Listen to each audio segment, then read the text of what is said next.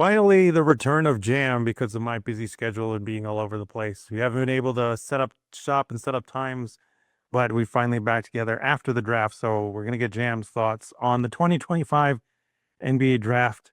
Let everybody know where they can find you and remind everybody of all your great content over at NoCeilingsNBA.com. Man, I'm so happy to be back for both of our busy schedules. I'm just glad that everything worked out for us to record. Can't put all the blame on you there, but I'm excited to be back, like I said, and you find all my work and the whole group work at No Ceilings at NoCeilingsNBA.com, and then also on X as well at Jam on the Board. So excited to talk about the draft. What a wild draft it was, and usually is plenty of surprises, winners, losers, and lots of good stuff to talk about. So we're gonna open this. There's 6 questions I'm gonna ask Jam. We're gonna open this with kind of what I call the like you have to talk about things. Number one is Cooper Flag and Dylan Harper thoughts, since they're the top guys. I also think the situations they come into make it really maybe awkward, but definitely completely different than most number one and number two overall picks. There's no 14 win Piston team taking these guys. There's no like directionless Washington Wizard teams taking this. There's a real like we want to be back in the finals Mavericks team taking Cooper Flag number one overall, and a hey we want to make the playoffs now San Antonio Spurs team taking Dylan Harper. I mean, I'm really surprised that the Spurs kept their picks, to be quite honest. And maybe they're still working on something behind the scenes, but I was like, man, they're going to get Giannis. So I'm very surprised they kept him. But your thoughts on Cooper Flag and Dylan Harper?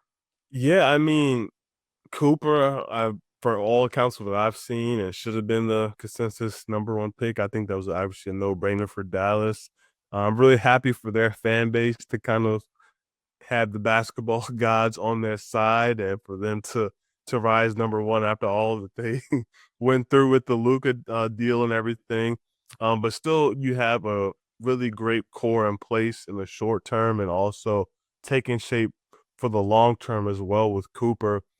As Nico Harrison talked about, he helps them in their win now mode, but also that doesn't sacrifice their future and also helps the future as well too. It would be great if Kyrie was healthy to start the season after the terrible was the ACL injury, I believe it was. And him ACL, he's towards ACL. ACL injury, so him kind of working his way back. So it's kind of going to really be like you really won't see the full Mavs team this upcoming year. Maybe see glimpses of it late of this coming year. Probably won't be till the following year with everyone's healthy.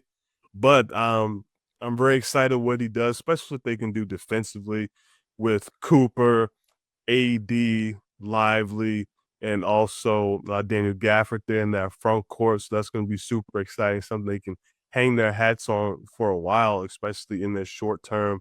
And then long term, we're going to see how Cooper's development works there. And that's a great environment, as you mentioned, for both of these guys. When you just started here, the situations are very unique for a first and second round pick, where there's a good infrastructure of stars in place and a pretty good direction in place for them both to kind of hit the ground running there. And just kind of wrap it up here on Cooper on my end.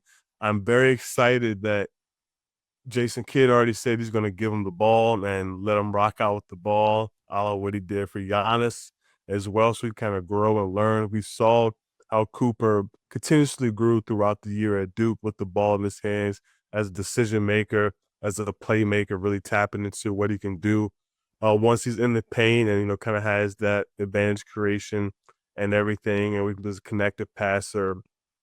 And so I'm really excited to him kind of play really, I guess that point guard role, share those responsibilities and grow there. So I think it's going to be a very exciting time for Dallas.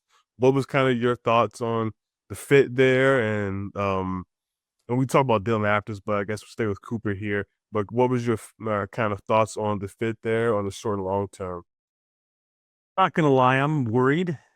Just because Cooper comes in as like what the third option. If Kyrie's healthy, he's like the fourth option. I think he can do it fine. I just worry like long term, what does that actually mean for what he can do? There's really not room for him to experiment, I guess. Like he has to come in and be a role player and fill a specific role, which again he can do. But when you take him number one overall, you really want him to explore the space, right? You want to give him the ball, let him run the show. And who knows, maybe with Kyrie out pretty much all year, like that's probably what they should do. Is that what they're going to do? Probably not. I joked that the people who are the most pissed off about winning the lottery were the Dallas Maverick fans because they're like, we can't get rid of Nico now. He's stuck here a little while longer. Because I know if I were a Maverick fan, I would not have faith in this guy. And I want to say it was Jeff Teague or it was the Knuckleheads. It was one of those. It was an NBA like player show, and they were saying like, man, if I'm Cooper, like I'm not coming into the situation feeling very great about where I am. Like, look at what they just did to Luca.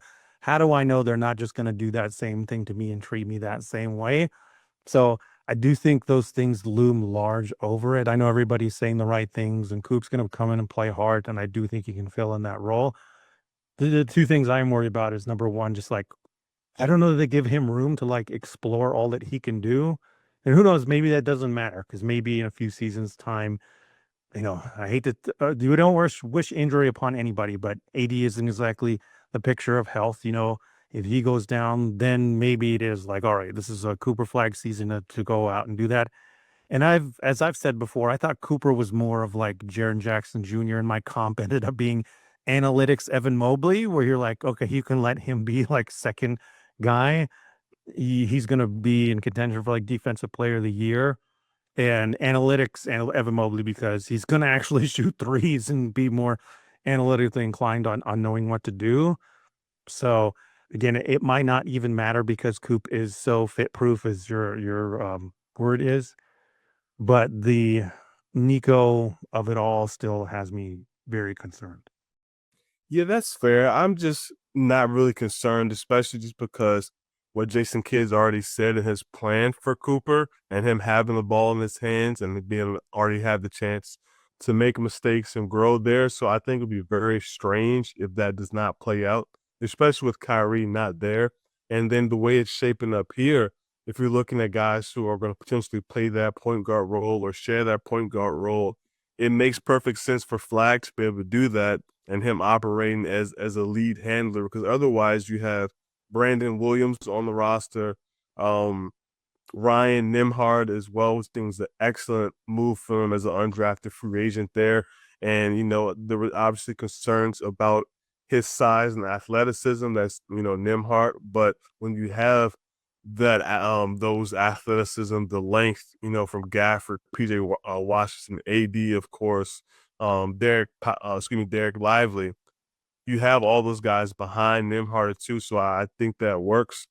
And we'll see what they do in free agency to try to add. You've been linked to D'Angelo Russell, but even with that, I fully expect Cooper to play with the ball a lot in his hands and have the chance to grow there. And I can't really. We'll see what happens with the situation long term, but I would hope and I don't think he's really worried about what happened to Luca. I think that was just kind of just a very very strange situation. And what they're coming up against, money and what they wanted to do long term. Don't say they made. I still don't think they necessarily made the right decision. I think they can find a way to make it work with Luca, but we won't rehash that for mass fans. But I understand them being cautious about it. But I think they should go in this very very excited.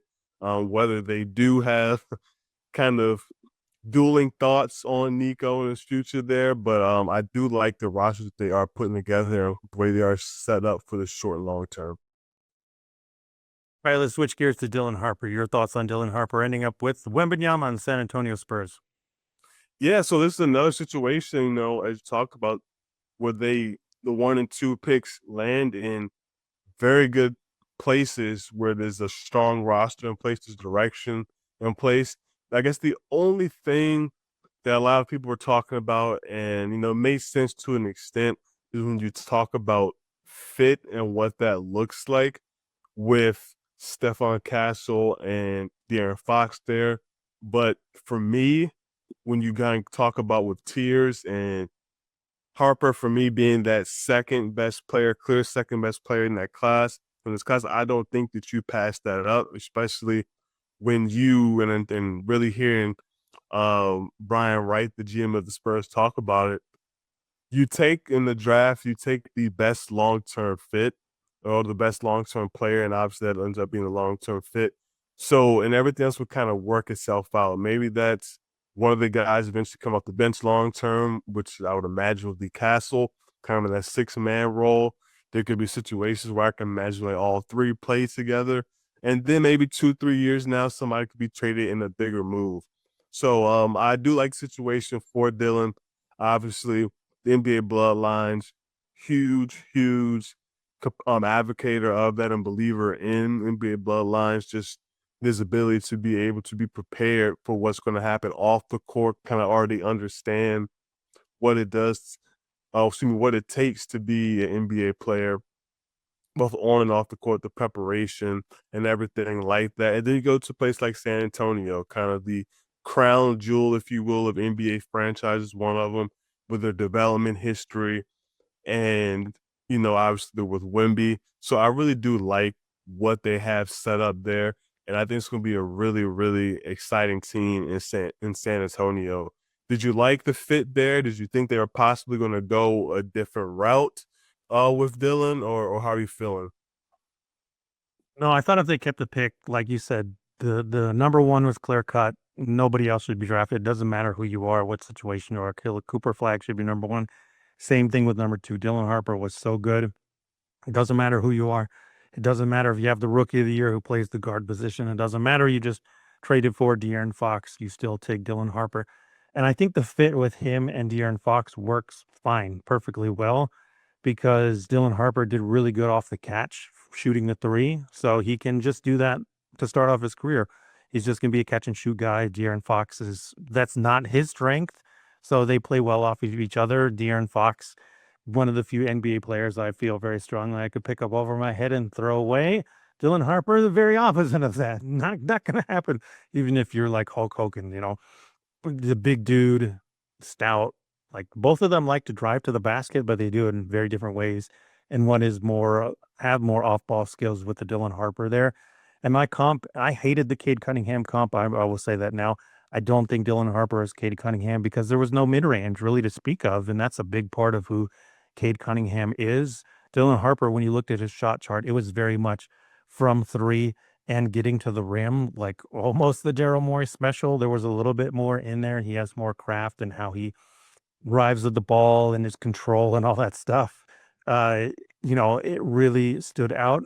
But my comp ended up being Jalen Williams, J Dub, because I do think it's that same thing with that big body type. And the main skill you cannot deny is his ability to get to the rim, which allows him to play a couple different positions. I don't think Dylan Harper can play power forward in the NBA, but I wouldn't put it past him. I mean, it depends on your positionless basketball, whatever lineup you want to run. He can rebound well enough for it. Again, he finishes better than a lot of power forwards in the NBA right now. Supplementary shooter if you have like other guys that just bomb away from three, like Devin Vassell, and other people like that. And you have the ultimate cheat code in Wembanyama, so you don't put it out of the picture. And J Dub has been a flying shooter. He hasn't been like elite. He's been solid. And I think that's the same thing for Dylan Harper. Unfortunately, I do think this means Stephon Castle like kind of has one foot out the door, unless he's like cool with being the sixth man for a very long time, or unless he blows up into some 3-point shooter that we just haven't seen yet. That's the one part where I'm like, yeah, I know he won Rookie of the Year. Like, yeah, I know he, played well for you, but there's nothing really that stands out that he should play over De'Aaron Fox or over Dylan Harper. And Devin Vassell is still there. There's no reason why you shouldn't play him at the three. And then you have like Harrison Barnes. So that is the one downside of it is like, I think Castle's probably on the bench now. And that might not be a bad thing, but it does kind of throw some cold water on being Rookie of the Year. Yeah, it does. And I just, talk about it. Just, I think it's going to be for that team. You just go ahead and try to stack talent. And it's going to go and at some point, you're going to be looking more for fit and kind of supplement that with trades and free agency as well. But Dylan may be their best all-star bet outside of Wembanyama. I still do like Vassell, but when we look at upside, Dylan is right there. And I'd imagine he's going to start the year off on the bench. We'll see what happens like year 2 and 3, like you said, how all of that works out. And if there is a big trade coming down, it probably will be with him involved, or could be with Dylan as well. So they do have pieces to make another move, as you were saying before. And maybe that is Giannis, long term, but I don't think that Sacramento, San Antonio will do that without, oh, well, I guess with having to give up a bunch of assets. They want to be able to keep as much as you can to be able to support Wembanyama and Giannis and whoever else is going to be there.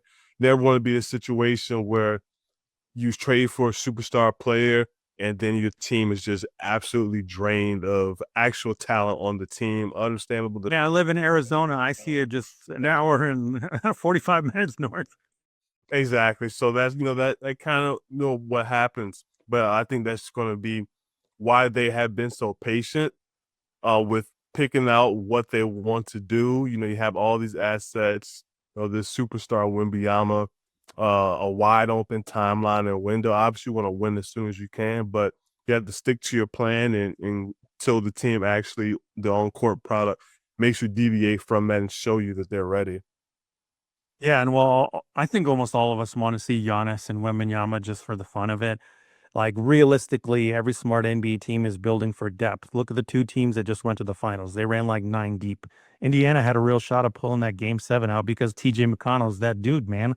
Like he still kept everything stable when Yeah. Halliburton went down, and that fool, yeah, not athletic, no 3-point shot to speak of, but he just knows how to play, right? Or one of our all-time Wildcats down here. And even look at the previous champions. Denver probably ran like 10 deep, right?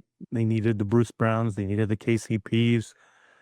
And then they even like Reggie Jackson, right, coming off the bench in the playoffs. The Bucks when they won, Pat Connaughton, Bobby Portis, like end of the bench guys probably ran 9 deep. And even if you go back to the dynasty Warriors, like Sean Livingston, Kevon Looney, like every team has depth. So I do think that's probably what San Antonio is going for here, which is the right thing to do for sure. Yeah. All right, enough with the niceties. I call this part the obligatory New Orleans Pelicans diss. I mean, nothing they've done has made sense, and I wouldn't put this together if I hadn't spent the last 3 days hearing from like legitimate NBA media people. Bill Simmons did a whole like 15-minute segment on his New Orleans, the dumbest team in the NBA right now. Zach Lowe just did a free agency preview yesterday. He dedicated about 5 minutes to being like, I have no idea why New Orleans is doing this. There's no defensive infrastructure there. Like, this doesn't make sense. Sam Vecini of the Game Theory podcast, I am quoting him here. This is word for word what Sam Vecini said. When multiple NBA executives before the draft tell me that they hope they're the ones who can take advantage of the stupid trade that the Pelicans will make under Joe Dumars and Troy Weaver, and then a stupid trade happens, it's hard to have much hope. Like, what do you think of the Pelicans move? I don't know if you want to be the one to try and defend it. I'm not going to be the one to try and defend it. When I saw the Derek Queen trade, I immediately flashed back to 2020 with Troy Weaver trading away picks to get Isaiah Stewart. That pick finally conveyed this year to the Timberwolves. Traded away picks to get Sadiq Bey. And it's like, man, we were surprised as Piston people that not only both Joe D and Troy Weaver got jobs, but then they immediately step in and they're doing the exact same thing. It's like, why, man, did you not learn your lessons? I don't know. I don't know what to say. Yeah, I will set preface by saying we'll get into the picks there because I think pick wise, I do like the talent they brought in. It's just the cost for it, and I think that's more so of what the issue is, at least for me. Um, you traded you get Indiana their 26th first round pick, so they get to 23, and with the team, I guess I'll try to defend it, but I'm going to kind of talk on both sides of my mouth here.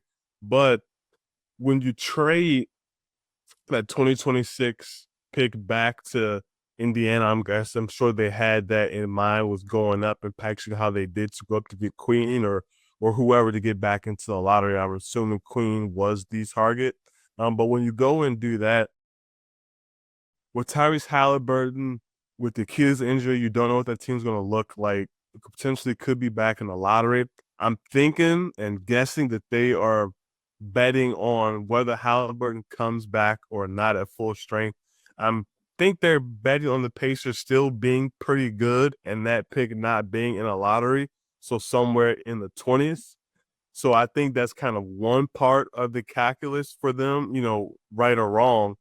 And then you go back with that pick that you traded to Indiana for the 23rd pick, and then you package that for the 2026, the best of Milwaukee, or your own. So that's a situation where Giannis could be gone. You don't know what you're going to get from Dane coming back, from the injury as well too. So it's very well likely that could be in the lottery as well too. Maybe this is a bet on Giannis staying, and then once again, you're outside the lottery. So I think it's fairly reasonable bets on both of those. In what I've done it personally, no, I think that's just a little bit too much to do, considering what the odds are and what potentially could be in your favor going into another very deep draft and, potentially being in the top 10 lottery as well, potentially being the top 10 in next year's class. So I think if you're operating like New Orleans, you're believing that you essentially are giving up two picks that are not going to be in the lottery to go up and get Derek Queen, someone who they believe a lot of. Someone I had 6 on my board, and you're betting on him and Jeremiah Fears, who have two of the highest upsides in the class. You're betting on them and that talent kind of winning and being the cure all there, if it works. We can talk about defensive infrastructure, kind of the fit there, which I think is also kind of the other half there. But I'll let you chime in before we kind of move forward with that. I had Queen at 8. I had Fears at 19. Are they worth giving up the possibility of getting Cameron Boozer, AJ DeBanza, or Peterson? Is it worth giving up that chance? My answer is definitively no. Again, you don't know. We don't know what can happen, but I still think it gives you a chance. It does give you a chance, and it just comes out. It's like talk about calculus, like how much of a chance are they giving themselves there to end up with a top 3, top 5 pick? Are you ending up with which next year? Or I think to think about, all right, would you rather have 10, 11, 12 into the lottery, something like that? Or would you rather have Derek Queen? And I think that's kind of how they are really looking at it. If it's a situation where they really thought it was going to be, I can't speak for them, but I would hope in a situation, if you thought it was going to be top 3, top 5 for yourself to be put in those odds, then I would hope they probably wouldn't have made that trade. But I like I said, I think that's just what they were weighing. We'll see if they weighed it right or wrong. So, what is their lineup even? It's Fears, Jordan Poole. Oh my gosh, I forgot. We didn't even talk about them trading for Jordan Poole. Fears, Jordan Poole, one of Herb Jones or Trey Murphy, Zion, and either Eves Missy or Derek Queen. Who's the best defender out of that bunch? I think it's definitely Herb Jones. I think what it's going to look like for them, it'll be Poole at the 1. Then you'll probably go Herb and Murphy at the 2 and 3. Then you go Zion at the 4 and Misi at the 5. And you have Queen coming off the bench. You have to eventually work in Dejounte Murray. Once he comes back, probably more later than the year. Yeah, but I think that's what they will roll out there, and you rely on Herb as your best kind of perimeter defender. And I think Murphy has all the tools to continue to be a really solid defender, a reliable defender as well there too. But yeah, I think long term is what you kind of think about the fit. But I think they're going to just like we had the best talent there. You have Fears off the bench, of course, too, and you'll see what ends up happening. It could be something that they know about Zion that we don't know. And it could also be like they feel that Queen could eventually be a 5-man and they like Zion at the 4 and they'll kind of just figure some things out.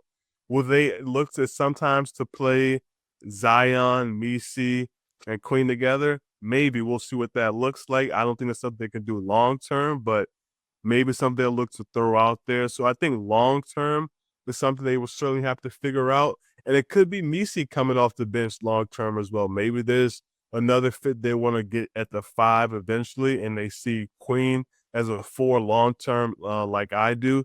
But I do expect him to play both the 4 and the 5, and the 5 next to Zion. It's gonna be very interesting to see what they do put out defensively. But hopefully, this is a team that will get up and down and score, and it'll be very uh I it's the reason I laugh because it's just I like in theory what they are doing talent wise with the swings on 2 big upside players who could be 2 of the best offensive players in the class. And they'll just have to rely on trades and free agency next year's class to be able to bolster some of those holes defensively and kind of make the roster fit a little bit better together. Yeah, I have a question later of like, who are you worried for? And I put not New Orleans because like Fears and Queen really should be number one. Is like, oh my gosh, he had some of the worst defensive tape in terms of like not knowing what to do and not caring what to do. And then you put it next to Zion, who has some of the worst defensive tape in the NBA of not knowing what to do or not caring what to do. So it's like, good grief, you cannot put those two next together. You have to be out of your mind. And I liked Queen. I really came around on Queen throughout the process. I think Maryland like, not necessarily held him back, but they asked him not to play make as much because they need to win. They don't need him to be, experimenting, doing passing. And he did great in the tournament. Jacoby Gillespie and Derek Queen, Julian Reese, like they really helped lead that team further. A lot of people thought would do it. Really hoping Queen would end up in Brooklyn or somewhere like that, that just has time and space to give him, a little bit more reign and has other guys like a Cam Johnson or Cam Thomas to kick the ball out to and stuff here. So yeah, and again, Troy Weaver, oh my gosh, I don't understand how this guy still has a job and shows up here, does the exact same thing he did in Detroit. The clip that we all hated, the quote that we all hated was, I will empty the clip. I'm going to empty the clip anytime I find somebody I like, meaning that he will trade whatever. If he finds somebody he likes, he's going to get them regardless of what it costs. And already, like, it's really hurting the flexibility of that. And I remember shout out Last Jackson of DBB when the team got Wiseman. They traded Sadiq Bey for James Wiseman. His quote was something like, "I don't want a GM who like has all this data in between when their initial evaluation of a player was and now and doesn't take that into account and still thinks that this guy could have been the number one overall pick." So it's and that's the part of it to me that I still think is like, oh my gosh, like what are you doing? Why are you doing this thing all over again? And shout out Bryce Simon. I was watching the Game Theory live stream with those two, and he was like, "This is the Pistons draft in 2020 all over again. The small, undersized guard and the center, like And Troy Weaver made the same type of selections in his first draft there as he's here now. Killian and Fears are very different type of players. Queen and Stu are very different type of players, but that's the other part of the Troy Weaver experience is that he says he's unabashedly in love with centers and he'll take as many centers as he can. So I'm sorry, you Pelican fans. This sucks, man. And who knows what's going to happen. And that Sam Vecini quote is pretty damning, though. Like when you see he's like as connected as anybody in the NBA media space, and when he has actual other GMs being like, "I'm going to make sure that I'm taking advantage of whatever dumb thing they do," and then they do it. It's like, oh my gosh, like New Orleans ownership doesn't feel very happy right now, I imagine. All right. Moving on to the third question. Who do you feel is a lock for success based on either their draft position or the team they went to? Again, who do you think is a lock for success based either on where they were drafted or who they were drafted by? I'll exclude Cooper from this conversation because I think that's just a very easy one. Yeah. But I'll just give a few guys that make sense for me.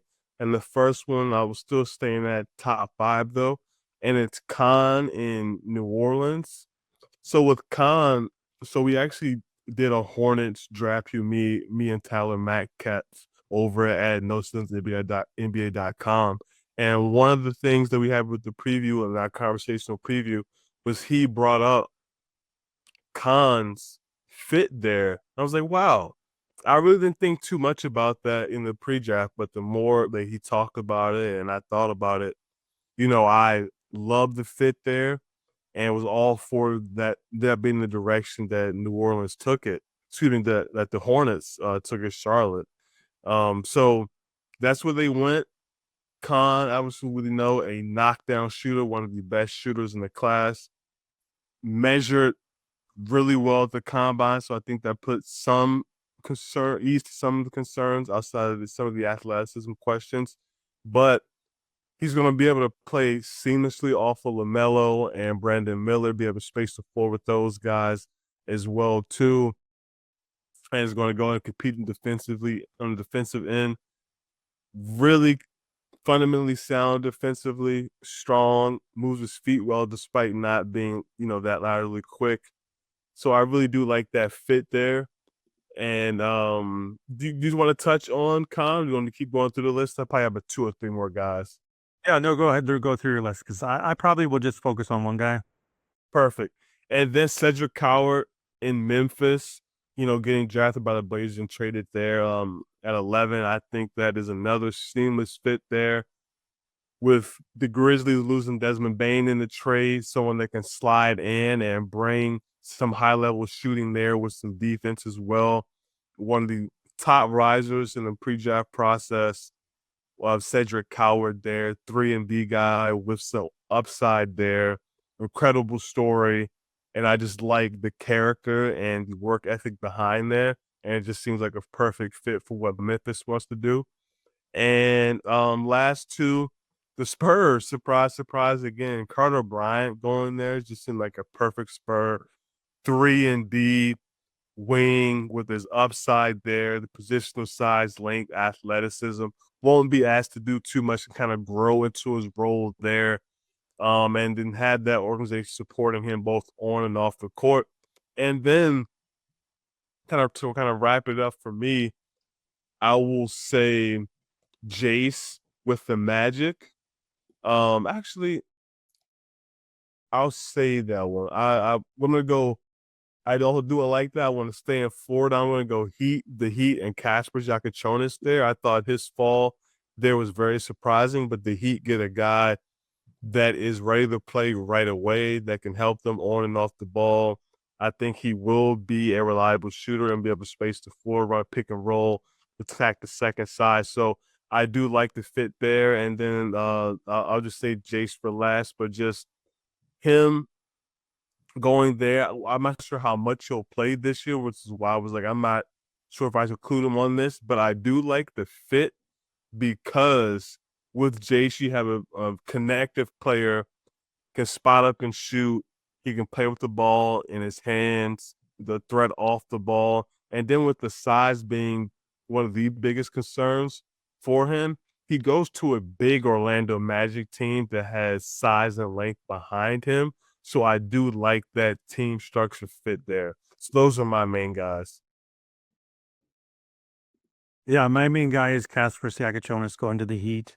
I mean, a lot of people probably kind of questioned either the athleticism and also the quote unquote efficiency, but was the main guy at an Illinois team, had to be the man coming in as a freshman, and really was like him and Tomislav Ivisic leading the way. And really was Kasper's. Like if Kasper's didn't score, they didn't do much. Will Riley was very erratic. Had that big game in the first game. Ben Humunkrus came in as a big time transfer, but really didn't do much there, unfortunately. My guy from Arizona, why am I blanking on his name? The other guard there. Was he draft eligible or still there? No, he's still there. He went somewhere else. KJ Lewis. Oh, he left. No, it wasn't KJ Lewis. Ugh, why am I sorry? I'm blanking on your name here. Oh, yeah, I gotta go to the page. Where's he at? Oh, with Illinois. I thought you said with Boswell, Kylan Boswell. he was. Kylan Boswell came in again, another guy that didn't do as much as people thought he would, coming back home to Champaign, Illinois. But Kasparas was number 4 on my board. I cannot believe he fell all the way to 20 to the Heat, this is the he can't keep getting away with this Breaking Bad meme right here with Pat Riley getting another really good player. I thought they might go Nick Clifford to Nick to really kind of like profile as their type of player. But I mean, Kasparis can come in and play off of Tyler Hero right away. Hero's not a point guard. He's a scoring dude, so Kasparis can defer to him. Kasparis does have a really good jump shot. It's just he had to, take a lot of grenades, take a lot out of the shot clock, take a lot of tough shots, and now he doesn't have to do those things. We'll be able to play off of Bam Adebayo. And really, that Heat team has been missing a playmaker. They've had like Scary Terry Rozier, but he's not really a point guard, right? So fantastic setup there. Casper's already a professional, knowing what to do, and he fills the skill set and the need, and fits that the Heat culture hashtag. Really, really good right away. And yes, definitely Carter Bryant too. I mean, I'm obviously biased with Carter Bryant being here in Tucson and working for the University of Arizona. So they got a good one there. Really good kid, man. I cannot say enough good things about Carter Bryant. Fourth question. Who are you worried for? And again, not New Orleans. We already said that. Not anything associated with the Pelicans. Who are you worried for? Honestly, two teams came to mind. One of them, I guess I'll choose between one of them, but I will say the easy one is probably Brooklyn for what they do, and I think I can, if you want me to, I can maybe defend some of what they did. But I will say Portland, and it's not just because Young Hansen was a surprise pick there at 16. Because I do like a lot of the offensive tools, just kind of the defense and what that really looks like. The reason I'm just not really sure is because are they going to try to play him and Clayton together? Do they think that could work out? Or they're just betting on one of the two kind of being the starting center and then that kind of dictating what they do? Are they okay with one of them being the backup? Is that fine? You kind of have two different looks and two different styles. So I'm just not quite sure where they're going with the direction with those two guys. And it's just going to be, I'm just very curious to see how things really play out there with, with the big position there. Did you like what Portland did? It was the other team that you were kind of worried for, or do you have another team in mind? Yeah, I mean, I was more like questioning than worrying them. Brooklyn for sure, definitely worried, but worried more for those individual players. If you don't know what we're talking about, Brooklyn selected Yegor Demin. They also selected Danny Wolf. They selected Ben Seraph. And who's the other guy I'm forgetting? Norway. Nolan Traore. I mean, And all those guys. Powell. Yeah, well, at least Drake Powell, like, who can fit in there 3 and D wing? Pretty much everybody else. Point guard or point forward, they need the ball in their hands, not a shooter. Danny Wolf, probably okay shooter, but like Ben Seraph, Nolan Traore, and Yegor Demin, like not shooters at all right now. And they all need the ball. So yeah, obviously worried for all three, but I think that one's kind of like TBD. I'll tell you who I'm really concerned about is the guy that after he got drafted, his GM got fired, and that's Colin Murray Boyles. I Yeah, that was very interesting. I did read that. I got to read the whole article, but I saw read some of it that was the plan. If Masai was going to be let go, he still wanted to run the draft, and I guess with Bobby Webster there and kind of the continuity there, that made some sense. I mean, that's a fireable offense in my opinion. You got Kaman Malawach still on the board. You have Kasper Siakachonis right on the board. I mean, you need a freaking point guard for sure, right? Like even Nolan Traore, who I'm still not a big fan of. Like if you went that route there, I'm like, okay, I can still make that. And the Kaman Malawach seemed like the Masai type of pick, right? Super tall, lanky, can shoot the three, a little bit defensive versatility. Even like Noah Senge, like I wouldn't have roasted them for the Noah Senge. I think that's too early for a Noah Senge at 9. I think even maybe at 12 that was too early for him. Yeah, But that's too rich for me. the tools and everything, and I do think Noah Senge is like a Peyton Watson type of player to where you're like, yeah, I don't like this production, whatever. But then like, well, the size and the athleticism. But Colin Murray Boyle's like, I don't even know what he does in Toronto now. Toronto is just a weird mixture of players that I like, but somehow it doesn't work. And Colin Murray Boyles is like the worst guy to put in that mix there. Like maybe they need a center of the future. I don't think Colin Murray Boyles is the center of the future. He's not playing power forward or small forward, which is where Scotty Barnes plays. So forget that. He's not playing the wing spots, which is where RJ Barrett, Grady Dick plays. So forget that. I mean, he's not a point guard. And we got Emmanuel quickly. Like, what is he? What is that? What is he doing there? Like, I don't even understand how he's even in like the top 10 in the rotation. I'm really worried for him because I don't know when he'll even see the court in Toronto. What is he even doing there? Yeah, I mean it's definitely crowded there. I think the plan is for him to certainly play the four and the small ball five, which makes sense. I'm interested to see what all that will look like and how much time that he would get, especially in the top 10. I would imagine, he would be somewhere firmly in that big man group. What those groups look like, he's going to play next to Portal, or is he going to play and see a situation where he is that small ball five at 6'7"? So I'm intrigued to see how it all plays out for him. He was someone that I did not expect to be with the Raptors there. The them being allowed is not a big surprise, I don't think, for many, but just at that spot there.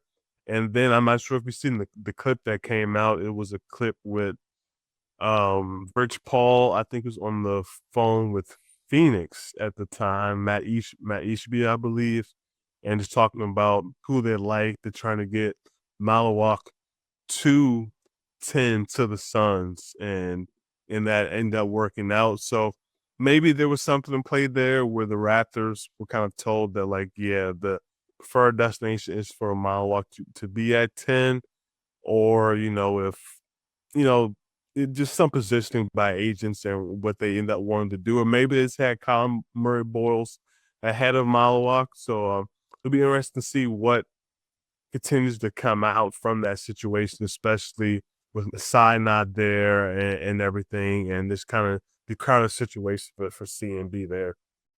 Yeah, I guess he gets the Chris Boucher minutes immediately because I think Chris Mhm. Boucher is leaving in free agency. But even then, I'm like, this is weird, man. Very, very weird. Who lost the 2025 NBA draft? If you had to pick team, player, interpret this however you will, media, whatever you want to say, who lost the 2025 NBA draft? Jeez, uh, I think I may be a cop out answer here, to be honest with you, but I'm just gonna say the Denver Nuggets, for a team that still has kind of some questions. They did make a late run in the playoffs, but with everything that's been going on there with their leadership there and the coaching change, and then bringing Adam in it or allow him to interview and being selected to stay on their full time. But just the direction they're going to go with young players, they did not have a draft pick, and just kind of see what they will end up doing. They weren't aggressive, at least to my understanding. It didn't seem like they were too aggressive in trying to get in the draft in any type of way to add talent. They'll have to continue to look at the undrafted free agent pool. And I think got it right now. So right now, they haven't. They got three guys: Tamar Bates from Missouri, Rain Smith from Louisville, and then also Curtis Jones. So you're getting all perimeter players there. So we'll see how everything looks for them. And then, like I said, maybe a cop-out answer, but just for a team that is still very, very much in their championship window with the best player in the should be with one of the best player, if not the best player in the world, and for them not to add in any type of significant way, whether right now through the draft or undrafted free agent wise. Um, in the cop answer, like I said, I'll say it is the Denver Nuggets. I don't think that's a cop out answer at all because I was honestly debating them for that same reason of like, man, you got to get something, like get some second round picks, buy them if you have to. Mm-hmm. Their stupid owner came out and talked about, well, this if this happens, we're trading Jokic. It's like, why would that ever leave your mouth, you idiot? You know, Lakers fans perked up. You know how that goes. Exactly. Like it's so dumb. And yeah, their undrafted free agent pool: Tamar Bates, Ryan Smith, Curtis Jones. I like Tamar Bates and Curtis Jones. Like Curtis Jones does have a little bit of Isaiah Joe in him. Tamar Bates I've liked since going back to Indiana. And did pretty well at Missouri when he was there. So I do think there's a way. Let's not forget about Trey Alexander. A lot of people praise the Trey Alexander pickup last off-season undrafted free agent market. Like could realistically be a KCP replacement. And he's But young yeah, I now, mean, unfortunately. yeah, Trey is Trey gone? Yeah, I'm almost certain that they were saying, you know, Julie Palea last year that they would not be bringing him back. I'm not sure it was a money thing or a fit thing, but yeah, he double check here, but I don't Yeah, think that's a back. gigantic, like big red flag kind of thing. But I mean, yeah, you just got to go into like last year's draft. 58 had Ariel Hekporty, who played actual minutes for the Knicks. We got your guy Quentin Post went 52 Yeah. to, the Warriors, who played real minutes for them. Go down here. Like Pelle Larson went 44 to the Heat, and he played legitimate minutes for them. I mean, 39 was Jalen Wells last year, and Jalen Wells was in the conversation for Rookie of the Year.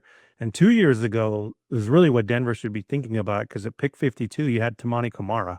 Like that's the exact kind of guy like they should be looking for down low. And for a team that has had success in the second round, not just with Jokic, but other guys like Jalen Pickett and people like that. It's like it's really weird that they didn't do something to get back into the second round. Maybe they have free agency plans though. Maybe they already have some kind of like agreement with a bunch of dudes. Like Milwaukee last year got Gary Trent Jr.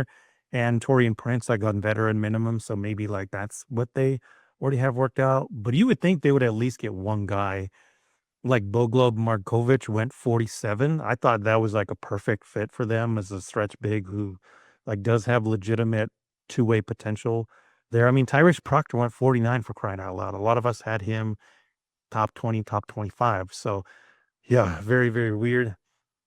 In terms of who lost the NBA draft, I mean, it's got to be Ace Bailey, right?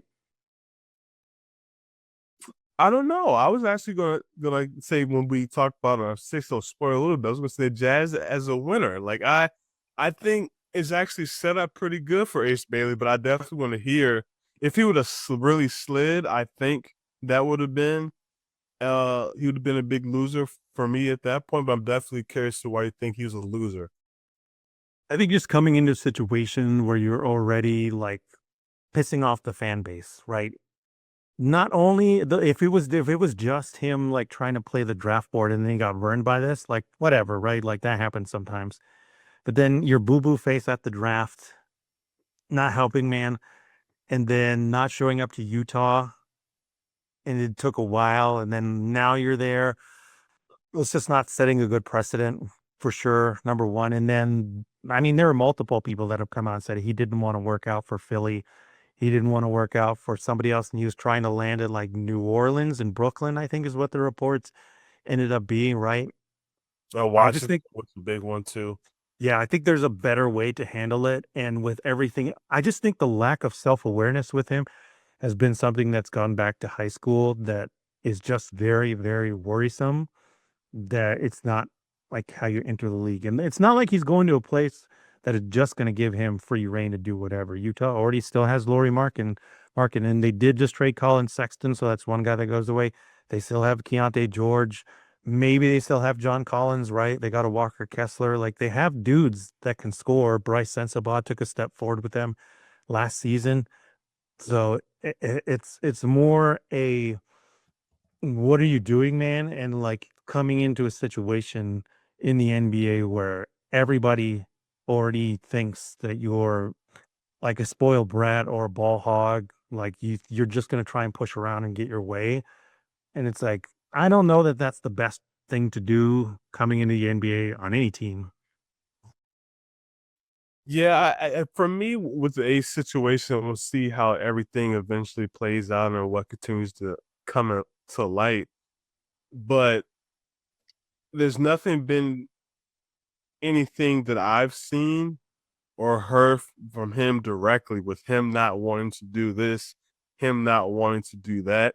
it just looks like it has not been the smoothest pre-draft process run by both his agents and advisors. And it seems like it's an advisor that's kind of running things for him right now with a little bit more power than the agents. But when you have people in your circle and that's who you're listening to, you know, it's you kind of have to figure out what's best for you and how things are going to work out. I'm sure it's a tough situation for him to kind of navigate all that and being so young, but all indications that I've seen and heard, there's just a like really good young man. He's not really driving the uh draft process. That's the job of the agent and the advisors. Like if he's supposed to work out somewhere, he's gonna take it. It's not like, hey, I don't want to do this, I don't want to do that. So I'm certainly not gonna fault him for that. And everyone has some growing to do, but I don't think it's like for him in a situation where he is coming in demanding things, demanding this, demanding that. Like I think a lot of it's just normal kid things that doesn't really have anything to do with this pre-draft process. For me, honestly, it'll be more about trying to get in line with his circle as opposed to really him.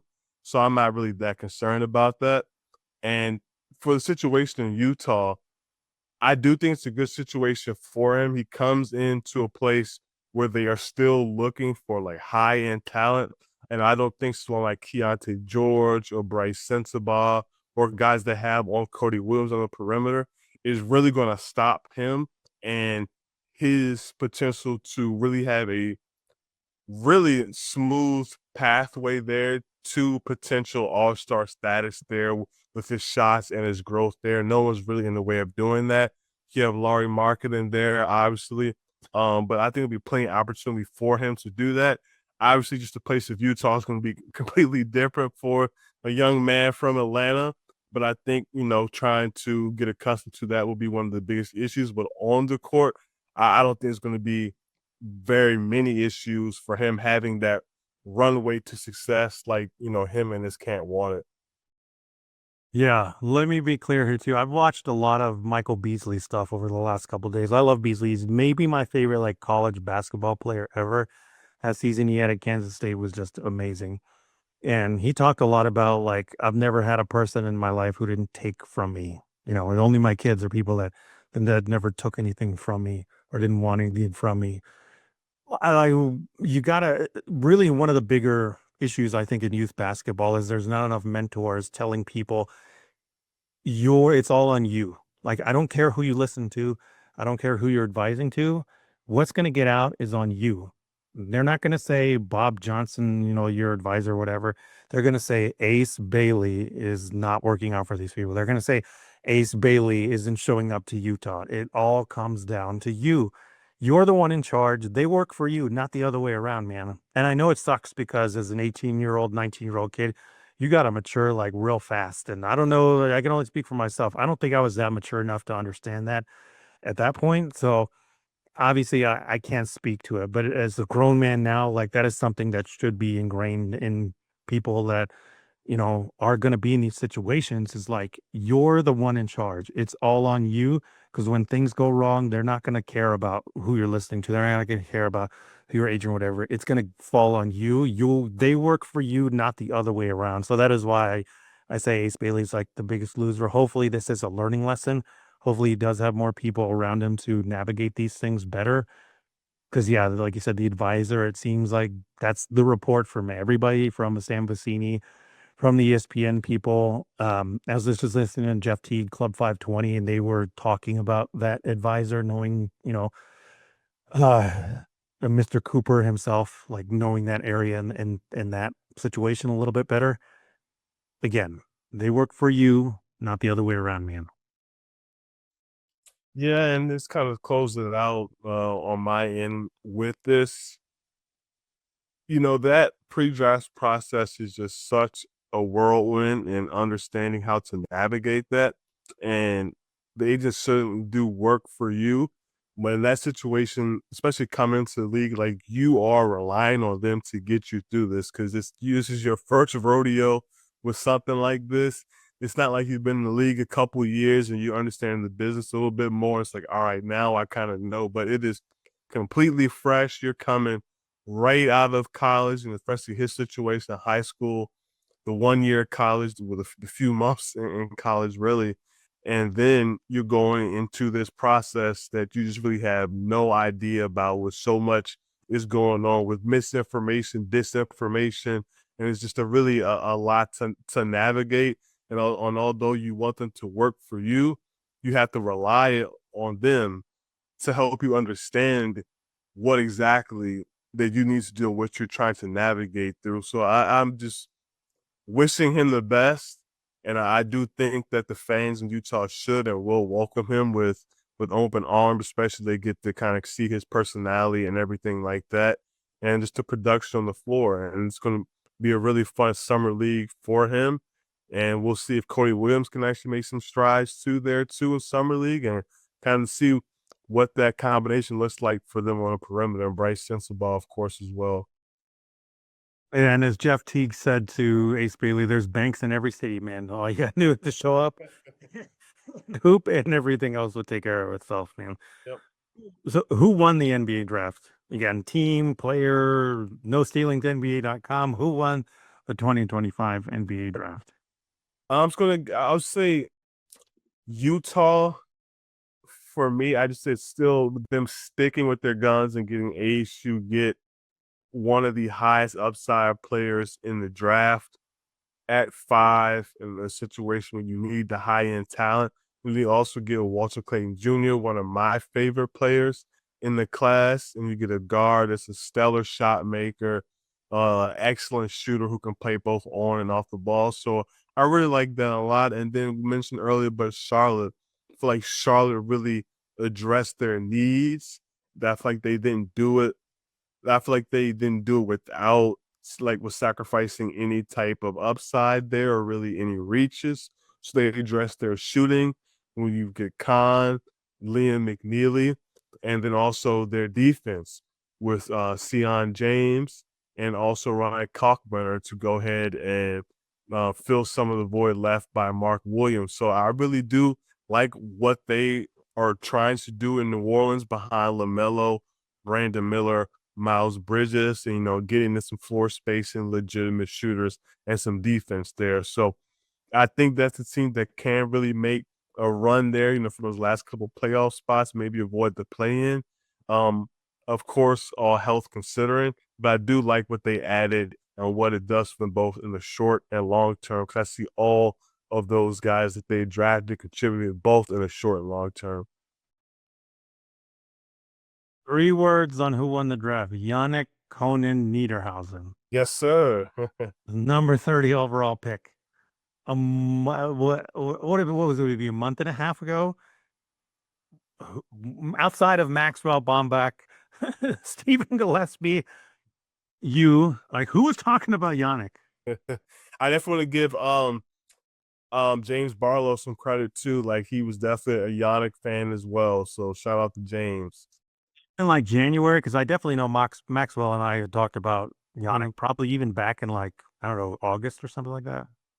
Yeah, so it's been good to see his rise from Northern Illinois, and then the 1 year in Penn State. Like, he did what he was supposed to do, and it's a land in a place where it should be a very familiar role as a play finisher and a shot blocker, a lob threat. You're running pick and rolls with James Harden and working off the creation of James and Kawhi, Norm Powell as well too, them being the offensive threats that they are, and get a chance to learn from Zubac and how to set these effective bone crushing screens and be physical and learn how to use your size and your length a little bit more consistently. And I think that's a huge thing for him. So that's an excellent landing spot.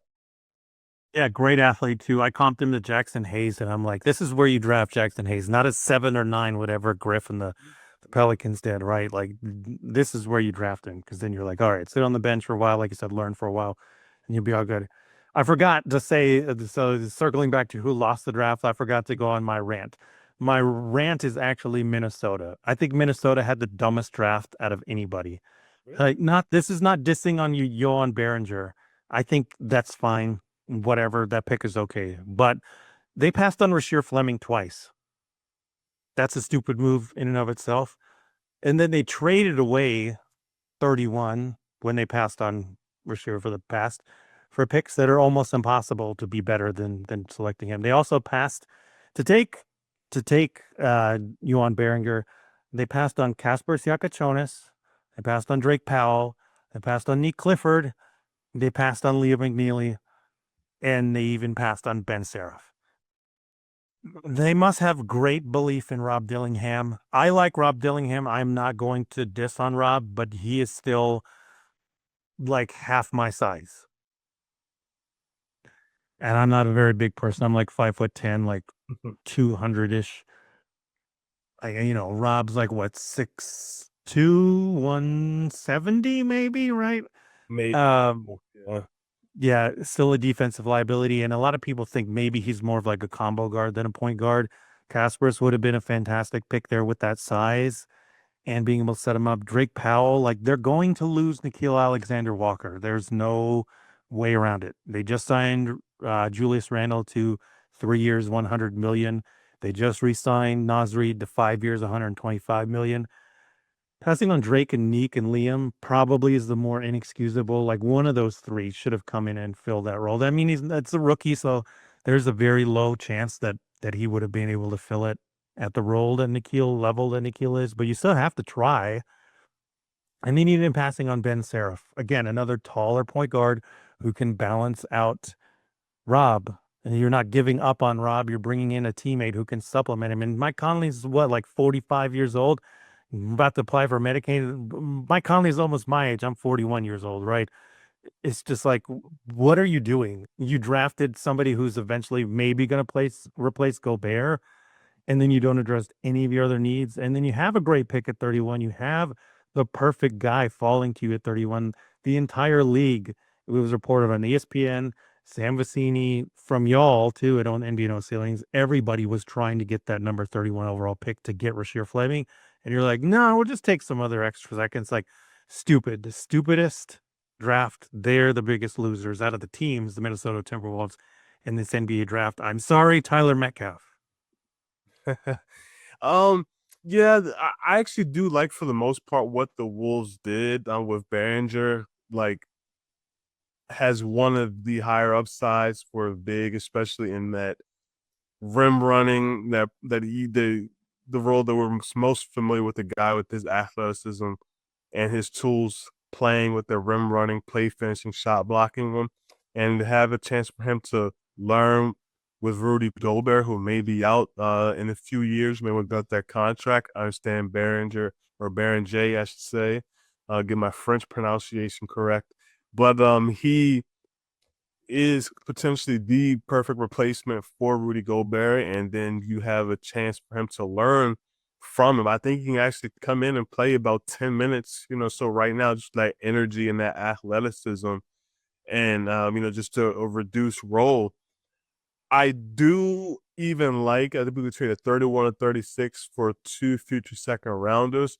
We'll see what that looks like. But then, like you said, comparing it to what you could have done by getting Rasheer Fleming, that was a little bit questionable. But even with that, I wasn't too worried about that.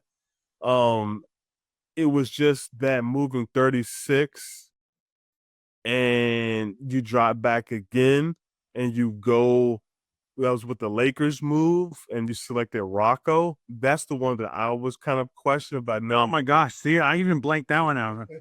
that's the one that I really didn't like that much at all. But you do double down on that type of easier role of a rim finisher, shot blocker that you profile with Behringer as well. It's just a bet on those massive tools that Zakarski had, was 7'3", I believe, without shoes, and it's just a massive, massive human being. I thought they could have gone somewhere else at that point too, instead of doubling down there because you already have Baron J at that point. But I mean, it's kind of just a bet on two guys who can eventually replace Rudy Gobert, and and learn from him before that time comes, and you don't necessarily have to spend it on someone who you are sure will be playing in a year or two. But like you said, with Fleming, one of my highest rated players at that point on the board, I think it would have been a great haul if you have them. And I will say this, kind of wrapping up on them. I think if they believed that they were not going to sign Nas Reed, I think they probably would have kept that and tried to get Rasheed Fleming. But I think getting him back and Randall and kind of locking those guys up and no longer having an inkling that's the way it was headed, maybe that made them feel more comfortable doing what they did and not staying and getting a guy like Rasheed Fleming. I still think it's stupid. And then even stupider is looking at rookie scale and their undrafted free agents. They've only signed one guy so far, and that's CJ Fulton from Charleston. Not exactly like lighting it up. And I'm not saying that this person, either from undrafted or second round or even the Behringer pick, which was 17, like they need to be somebody that comes in and plays right away. But at least the Mike Conley and the Nikhil Alexander Walker are the two parts that I'm like, you got to fill out those roles. You got to at least like start to build out the depth. And Tim Connolly ought to know, like he built up most of this Denver roster with the Peyton Watson, with the Julian Strother, the Jalen Pickett, like guys that eventually didn't play like the first year or two, but eventually came in and contributed when they needed it. So it's very bizarre to me. And this does seem to like lock them into this team. They're already a luxury tax team, I believe, right? They can't do anything. I believe they're above the second apron. It's like, all right, say Jaden McDaniels gets hurt, God forbid. What are you going to do then?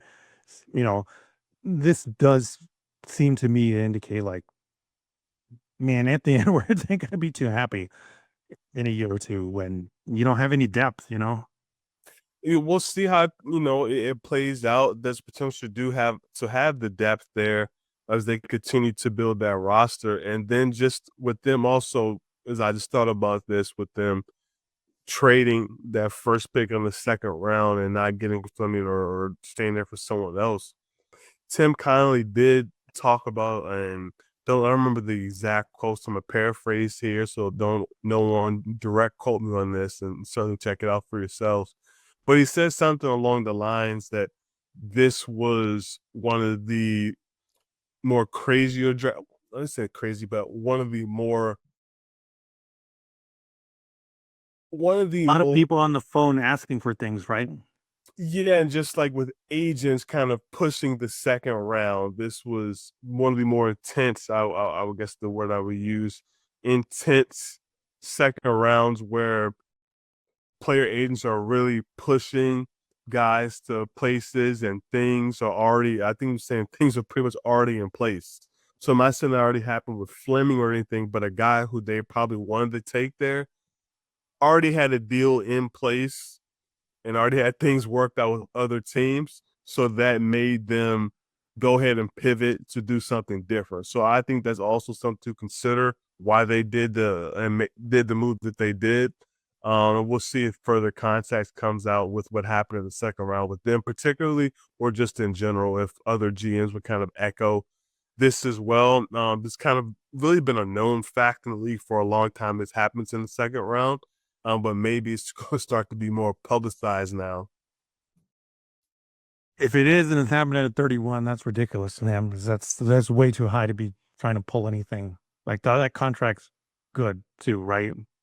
Yeah, a lot of times, like it'll be agents like saying like it's second round you want to get two ways, but some want like hey we want a more fully guaranteed deal. We want that second round exception contract. We don't want to be in the X10 like we know a team is going to give us a two-way and more guaranteed money. So it definitely does happen, and I can definitely imagine it. When you're right there at that first pick or second round, early second round, maybe some guys who want closer to that first round pick money, whether it's kind of guaranteed and kind of just want something different on that scale. And some teams are willing to accommodate that, and some aren't. And that kind of really affects the draft board.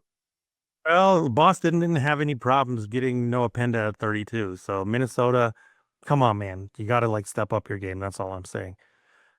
So the final thing we do want to end on is a little discussion on NAL, and this is really just led by me. Number one, I mean, I am going to criticize NIL part of it. Number one, I'm not criticizing the players in the movement because the first thing to say about it is get your money.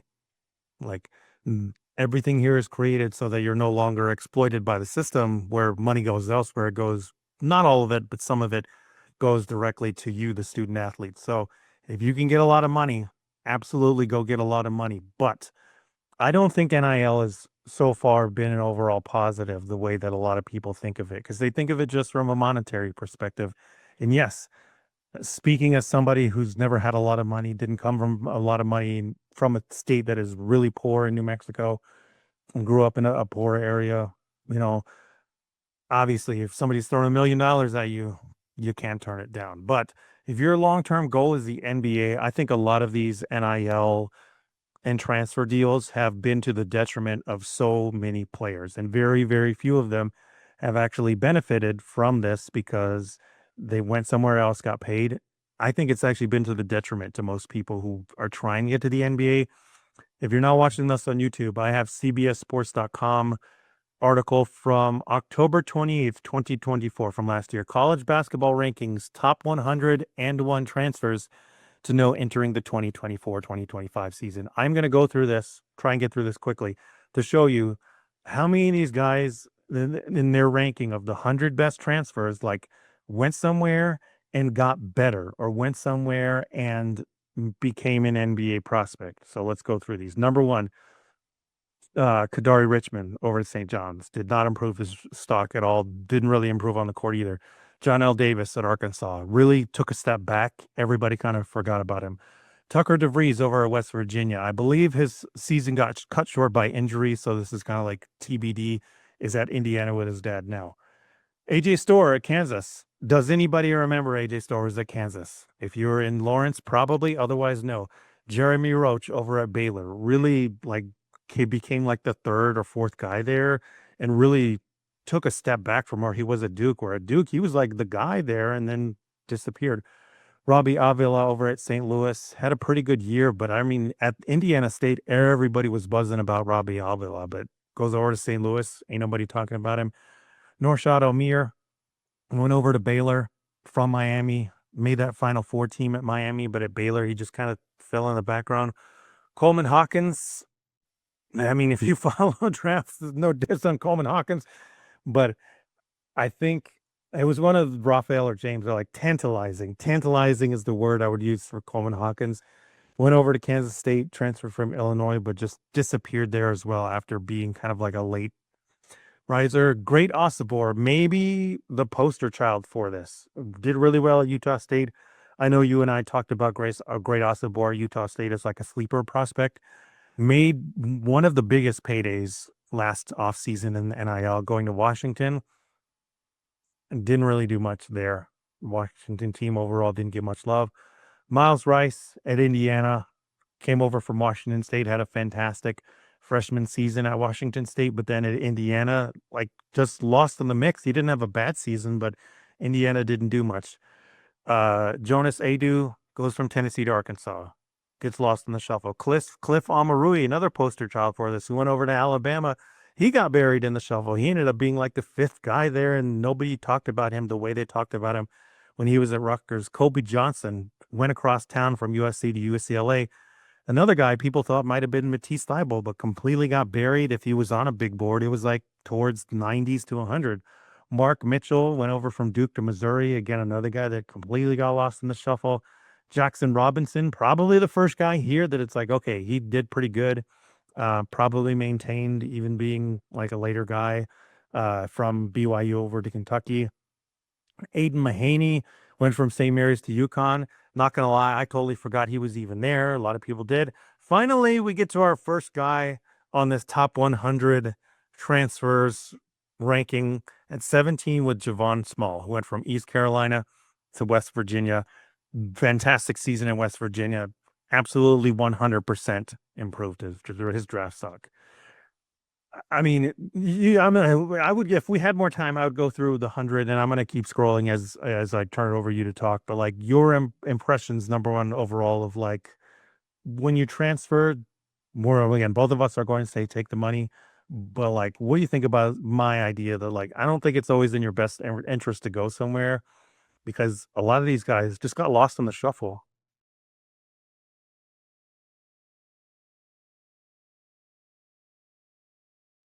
You're muted. Good call. So yeah, I just want to preface by saying this. I just want to see more data with NIL and as far as it affecting draft stock positively or negatively. I will say that first and foremost.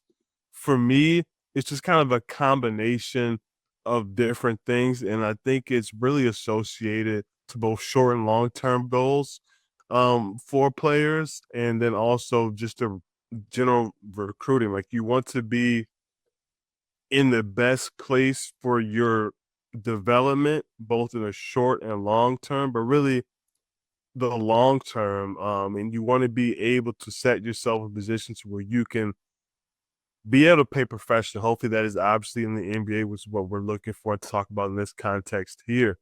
So you want to be in a place where you're going to be able to play. You're going to get a chance to make mistakes and grow.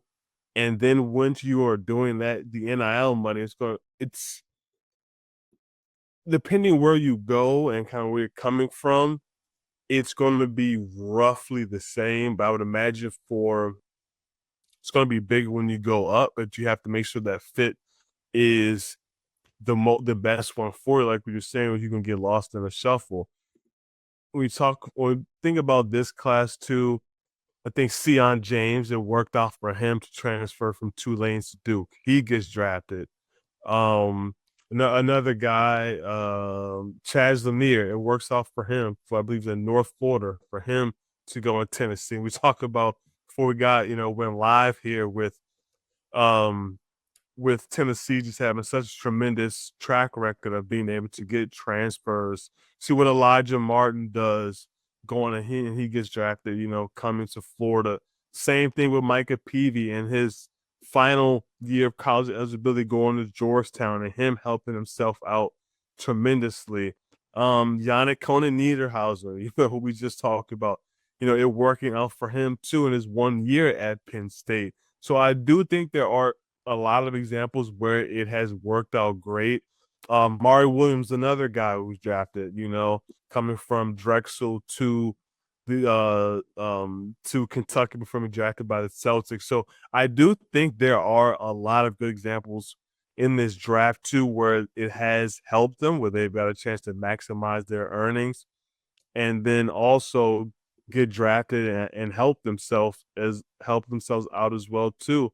And then, guys stayed where they were. Cedric Cowers stayed where he was, and it worked out for him despite being hurt. He didn't, he was going to go to Duke this year, but last year, obviously he stayed and everything worked out for him. Nick Clifford could have got more money to go somewhere else, and things worked out for him.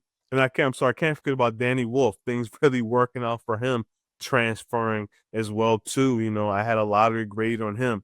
So it's all just about the situation you are in, the fit, and just making sure that you're prioritizing your development, because more times than not, the money is going to be equal, or you'll be able to get that money back long term if you position yourself in the correct way, to get drafted and everything like that. So, kind of just gonna wrap it up with that, and just by saying, it just really want to see more data on it. I can see it go different ways, and I wonder digging into it more. I definitely take more a deeper dive at it, but how much could it be tied to guys who have already have a proven NBA skill set or like role or anything like that? Just kind of how that plays into it, and then also the previous recruiting ranking. So I think it's a little more context.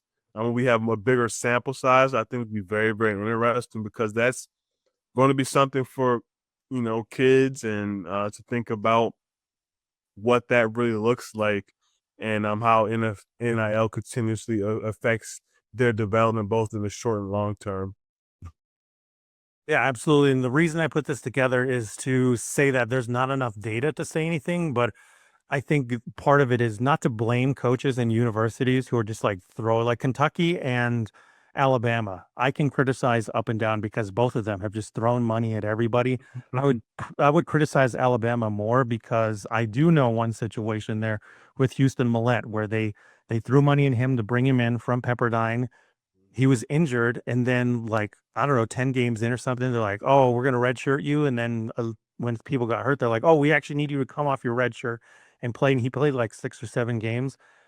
I don't know if that ruined his redshirt opportunity either. And to me, that's just like, what are you doing? Like that's burying the young man, not giving him a real opportunity to, develop himself and do other things. At that point, you are just giving him money, which again, I'm not going to discount that they need that, but it's something to consider. And if you're a recruit who does get NIL offers and something, please pay attention to these things. Um, Dan brought up a really good situation. Tennessee so far has shown like if we bring you in and tell you you're the guy, like a Dalton Connect or Chaz Lanier, we're not lying to you. And even when we bring you in as supplementary dudes like a Jordan Gainey or an Igor Milicic, like you're going to get eyeballs on you and we're going to develop you. It's definitely worked out that way. And they still have their like Jemai Mashak and Zakai Ziegler, who Jemai got drafted and Zakai is on my Pistons summer league squad because again, they're still got eyeballs and Rick Barnes obviously has connections and has been fantastic. I mean, I criticize him for choking in the tournament so much, but he has proven he's a stand-up guy. His word means something.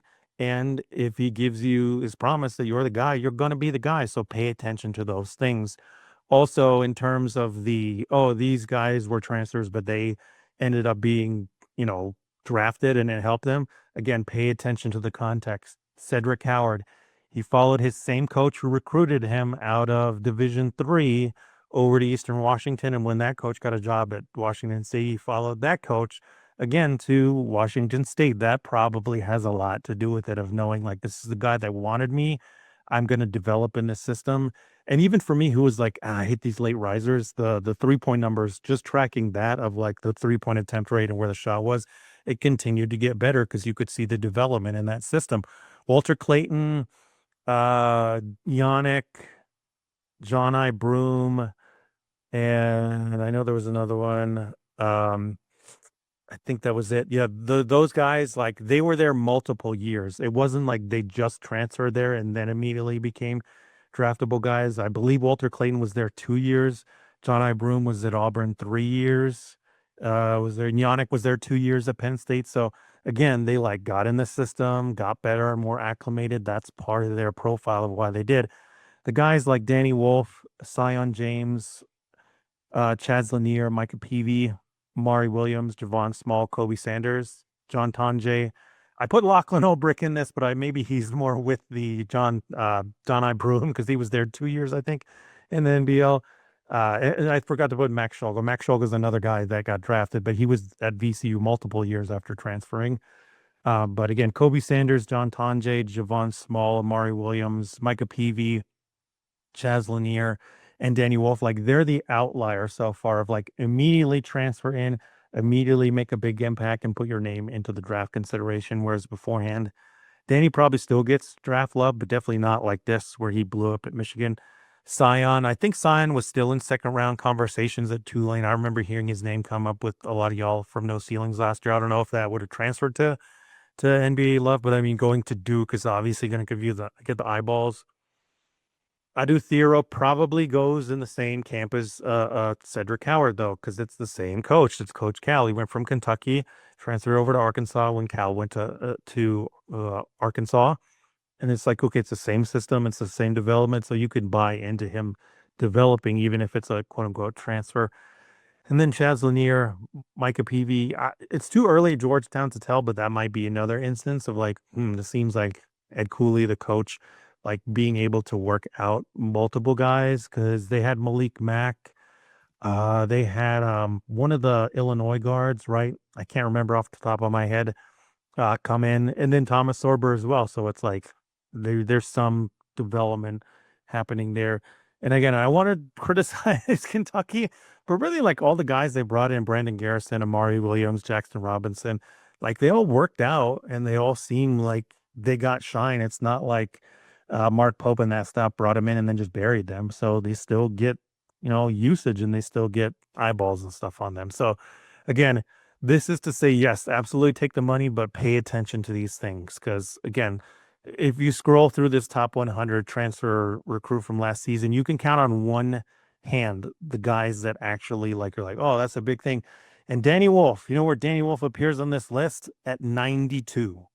So it doesn't matter what people think. It more matters like your fit and believing in the word and looking at the track record of the recruiter, the coach to say, we're giving you this money and we're also going to use you the right way. If you want to get to the NBA, please pay attention to these things.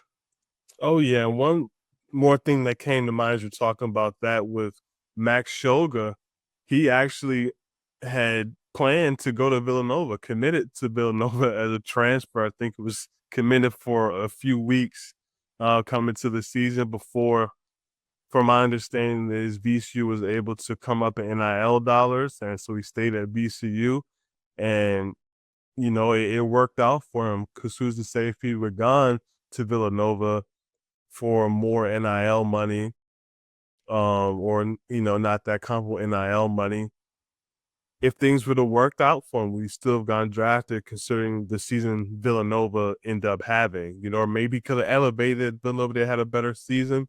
You don't know, but Villanova ended up finer coach and just not have the season that they hoped and expected, So, like you're saying, it can go multiple ways. You just have to find out what the best situation and best fit for you. And, when the NIL is fairly comparable, I don't think any one of us are really advocating, you passing up a million and a half, dollar difference, something like that to stay, unless that situation was just absolutely perfect for you and you already kind of project to be a first round pick and, additional context there. But when the dollars are relatively close to the same and the fit is perfect there or near perfect for you and you're comfortable, you really have to consider all that type of stuff. Yeah, and if I were somebody that is getting NIL deals and stuff, I would definitely reach out to like Neek Clifford and Rasheer Fleming, both guys at universities that don't exactly have like top dollars to spend, but staying at that spot help them the most. And especially in Neek's case of just being able to do more things and show more of like your lead ability. Jameer Watkins, Maxime Reynaud, probably other guys too, especially Maxime, because Maxime played through a coaching transition, which I think like that's the easiest one to get out of. It's like, all right, the coach that recruited me is gone, so I don't think I should stay here. But Maxime stayed and improved everywhere. So Neek, Maxime, Brashear, Jameer Watkins, like those are guys to reach out to if you're on the fence of like what to do. And I will close with the Ashton Jeanty story. I've told this on the what is it on Sean Murphy's podcast? I cannot all of a sudden remember anything. But Ashton Jeanty, you know how much money he got from Boise State for staying there for his final season? Sure was not near as much as he really deserved. $300,000. When he was, offered millions, like probably the most out of anybody, right? Just because of how great he was. And when they asked him about it, he's like, "Why would I leave here? I know I'm the featured guy. Like Yep. I know what the team is. I know I'm wanted here." And that would be my definite like thing to remember is like if you're wanted there, if you know you're progressing, and again, your ultimate goal is the NBA, it's not always about getting the bag because you will get a bigger bag later on if you play your cards right and develop the way you should. Yep, I like that a lot. It's a great story. Yeah. Goes, oh yeah, Jam, it's been far too long. We'll have to do this at least once a month going forward. Try and carve more time out. Absolutely looking forward to doing that. Yeah, and we'll have to again put together a list of who we think is going to succeed and who's not. I'm also going to have us revisit the list we did last year just to see after 1 year how wrong or how right we are. Yeah, it's always good to stay sharp as evaluator, revisit those type of things, yearly and continue to grow and get better. Absolutely, absolutely. So let everybody know where they can find you and all your work online before we get out of here. You can find all of my work and the rest of the terrific team at No Ceilings at NoCeilingsNBA.com. And also on X, you can find my work there and other thoughts at Jam on the Boards. Definitely NoCeilingsNBA.com. Go follow Jam everywhere. Subscribe to the YouTube channel here, Resball TV. Follow us on Blue Sky, Instagram, Threads. It's at ResballPod or all of those things. Leave us a comment. Let us know what you think about the 2025 NBA draft, who won, who lost, what you think of our opinions, and all the NIL stuff as well. So, yeah, thank you so much for listening to us. We'll catch you next time. Good night.